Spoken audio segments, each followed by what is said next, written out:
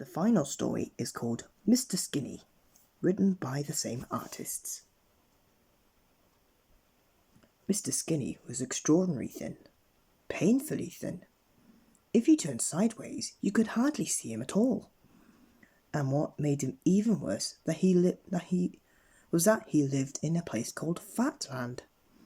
Yeah, Fatland. As you can very well imagine, everything and everybody in Fatland was as fat as could be. Not stout, fat. Fatland dogs were extremely fat. Fatland worms were extraordinarily fat. Fatland birds were exceedingly fat. And you should see a Fatland elephant. Phew!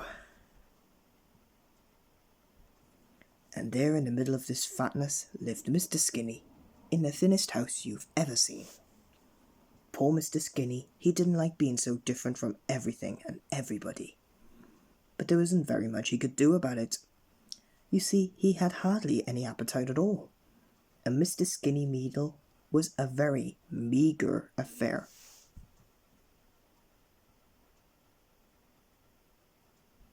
Do you know what he had for breakfast?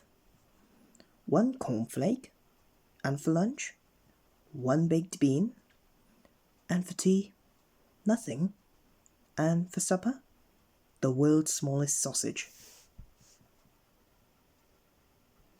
And after that, he felt so full he went straight to bed. In his long thin bed, in his long thin bedroom, in his long thin house in Fatland. Oh, I do so wish I could do something about my appetite, he sighed to himself, just before he went to sleep. I think, he thought, that I'd better go and see the doctor about it. And then he went to sleep. The following morning was lovely. A large fat sun shone down on the fat green trees and the fat yellow flowers, and through them walked Mr. Skinny, on his way to see the doctor. Dr. Plump. Come in, he wheezed as Mr. Skinny knocked at his door. Sit down, he wheezed as Mr. Skinny entered. And what, he wheezed, putting his plump fingers together, seems to be the trouble? It's my appetite, explained Mr. Skinny.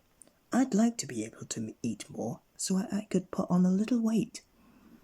Yes, you are, how shall I put it, thin, wheezed the doctor, looking at him over his glasses.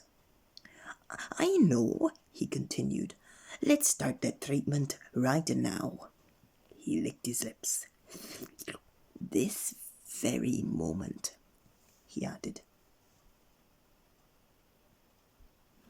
And he opened a drawer in his desk and took out an enormous cream cake. He put it on the desk in front of him, and opened another drawer and took out 6 donuts, and put them on the desk in front of him, and opened another drawer and took out 12 currant buns, and put them on the desk in front of him. 11 cents, he explained.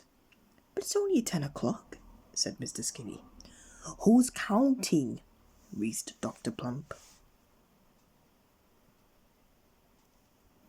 And without further ado, he and Mr. Skinny ate the lot. Mr. Skinny ate a dab of cream, a donut crumb, and 1 currant. Dr. Plump ate the rest. Wheezed Dr. Plump, popping the last currant bun into his mouth and looking at Mr. Skinny. I see, he said. What do you mean about your appetite? He thought for a moment. Only one thing for it, he wheezed. This calls for drastic measures. And he picked up his telephone in his podgy fingers and dialed a number. 100 miles away, the telephone rang.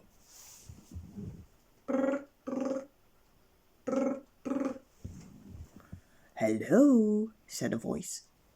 Do you know whose voice it was? Mr. Greedy speaking, said the voice. Mr. Greedy listened to what Dr. Plump had to say. "You'd like a Mr. Skinny to come and stay?" he said. "To build up an appetite?" he added. "Delighted," he agreed. And so Mr. Skinny went to stay with Mr. Greedy. He stayed for a month, and during that time, Mr. Greedy did manage to increase Mr. Skinny's appetite.